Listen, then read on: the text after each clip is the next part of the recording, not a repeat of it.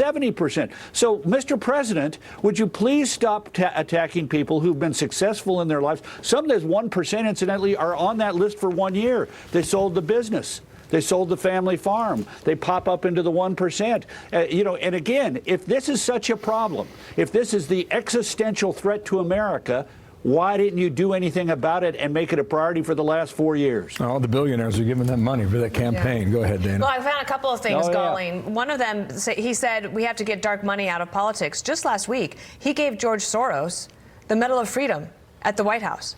And if you talk about Arabella Advisors, I mean, there's your dark money guys on the left-hand side of the column. But the other thing is this. Look at this Gallup poll. Americans have seen very little progress in all sorts of areas. You name them, from the federal debt, immigration, taxes. I want to ask you one thing about the economy, because this was happening during the campaign, and I could not believe that they were trying to get away with it. But Biden did it again last night.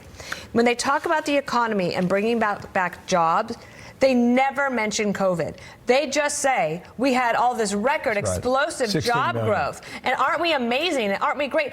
The entire premise of his presidency was based on the fact that he was going to get everything back to normal after COVID. I think that it's just unbelievable that they try to get away with saying that all the job growth came because of their great innovation. Yeah, well, look, the masses are not asses. The American people understood that he had a dreadful record on the economy, and that the claims that he was making during the course of the last 4 years, particularly this last year of campaigning, were inaccurate. Think about this.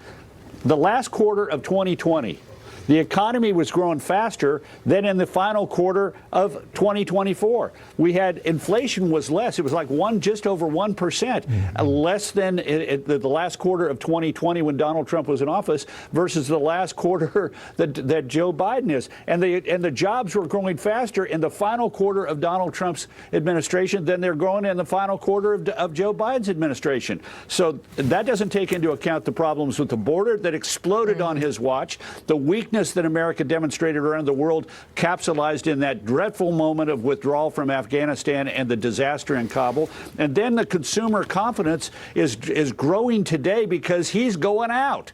So, look, this has just been pitiful. It is an appropriate end to a dreadful administration.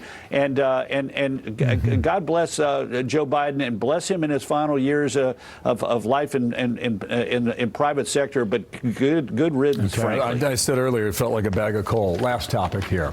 Washington Post, very long interview with the outgoing First Lady Jill Biden. A lot of details in there, some still